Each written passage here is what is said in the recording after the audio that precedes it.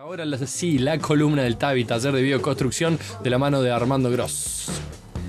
Bueno, Taller de Bioconstrucción, el TABI empezó el 6 de abril y tengo en vivo, detrás de la línea, a nuestro querido amigo y colega Armando Gross. Buenas tardes, Armando, ¿cómo estás? ¿Qué tal, Jero, querido? Muy buenas tardes a todo el piso ahí. Muchas gracias a vos por estar una vez más, como cada 15 días en esta columna. ¿Qué nos traes el día de hoy, querido Armando? Hoy vamos a compartir la columna de modelado directo y adobe, que es la técnica en la cual hoy la estuvimos compartiendo en nuestra querida casa de altos estudios ahí en la universidad. Compartimos la técnica primero de modelado directo, que viene a ser como la técnica madre, y después el hombre la optimiza y la sistematiza creando el molde barrero. En el momento que uno moja la arcilla, la tierra, y la empieza a amasar, ahí es donde uno se da cuenta que los campos electromagnéticos se activan, porque la arcilla, el barro se empieza a poner muy pegajoso,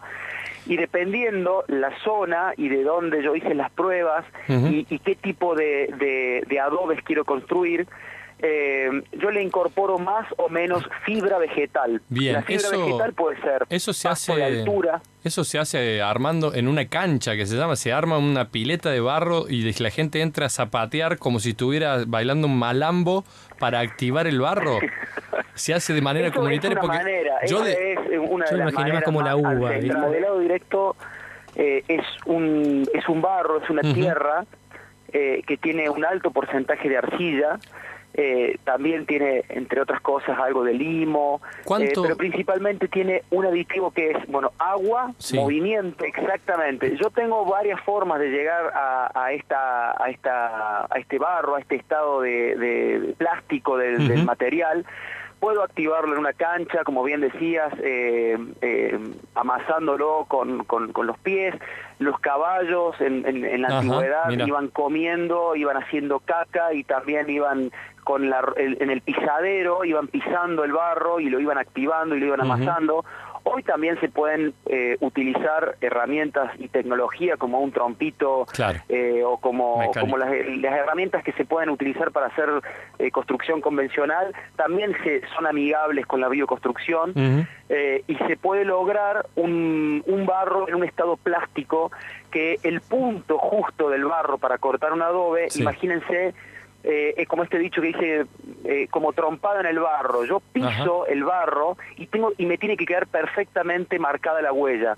O sea, las paredes de la huella tienen que quedar verticales, y ahí yo me doy cuenta que el barro está en un estado plástico óptimo para meterlo en los moldes barreros y ahí empezar la producción de los mismos de ladrillos. Nuestros hermanos bolivianos, peruanos, que realmente tienen una conexión mucho más íntima con todo lo que es la tierra y con la manufactura de los ladrillos. Ellos se asientan naturalmente en las vetas arcillosas. Ellos saben identificar. Entonces, si yo no pudiera disponer de tierra arcillosa en mi obra, como bien digo, puedo comprar ladrillos crudos, que son lo más similar a un adobe. Un adobe no es lo mismo que un ladrillo crudo, debido a que el ladrillo crudo, en vez de usar fibra de paja, utilizan viruta de acerrín, de madera.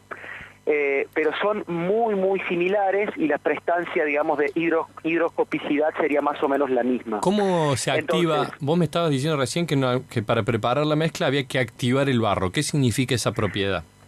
Bien, la activación del barro, bien la palabra lo dice, se dice que se activa porque la arcilla y el barro, en el momento que yo la mojo y empiezo a amasarlo, o sea, agua y movimiento, inmediatamente se activan campos electromagnéticos entre las moléculas de arcilla. Las moléculas de arcilla vendrían a ser como un hexágono chiquitito hecho por hojaldres. Ese hojaldre, entre medio de esas capas de hojaldre, es donde se activan estos campos electromagnéticos de atracción, por eso se atraen unas con otras, generan ese esfuerzo de cohesión que es tan exitoso a la hora de construir. Vendría a ser como el reemplazante del cemento, con una geometría un tanto orgánica y con muros curvos, donde también esos muros curvos y ese zigzag les otorgan una resistencia geométrica muy interesante. El modelado directo y de que el adobe puede resistir cargas gravitatorias. O sea, es un sistema y una técnica que perfectamente puede transmitir cargas. Lo que sucede es que a partir del año 74, 75, cuando fue, por ejemplo, en Argentina el terremoto de Caucete, modificó estructuralmente todos los códigos de edificación y ahí se abrió el mapa de las zonas sísmicas. De hecho, en algunos casos, por muchísimo tiempo se prohibió la construcción con adobe. Claro. Ahora bien, nosotros en el TAVI y en todos nuestros cursos la idea es enseñar esta técnica, seguir manteniendo viva su espíritu y su maravilla de textura y de cualidades, porque las cualidades son muy beneficiosas para la salud y para las mismas cualidades térmicas, pero no aconsejamos que digamos, no está dentro del código, no se puede permitir construir un muro portante de adobe, y mucho menos sin encadenarlo. Claro. El adobe, el modelado directo y el pisatapial forman parte de las técnicas de bioconstrucción pesadas, por decirlo de una manera.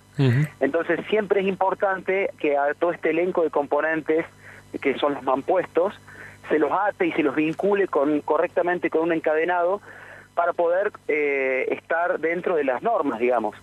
Pero perfectamente uno puede construir una casa donde las paredes de adobes interactúan con el clima, absorbiendo y absorbiendo humedad y regulando justamente la temperatura y la humedad en el interior de la vivienda. Y teniendo una estructura independiente. Puede estar soportada en una estructura independiente. Y da pie a también reflexionar por qué no volver a rescatar esta técnica, teniendo en cuenta que el adobe es una de todas las técnicas de bioconstrucción, una de las más populares en todo el mundo, y el adobe se lo vincula con la sustentabilidad principalmente porque es un material que tiene en sí mismo un montón de condiciones hidrotérmicas y baja muchísimo la huella ecológica de los materiales en la pregunta de cómo vienen los materiales al mundo y cómo se van de él. Te mandamos un fuerte abrazo desde esta querida Docta, que sigas disfrutando. Bueno, igualmente un saludo cordial para todo el equipo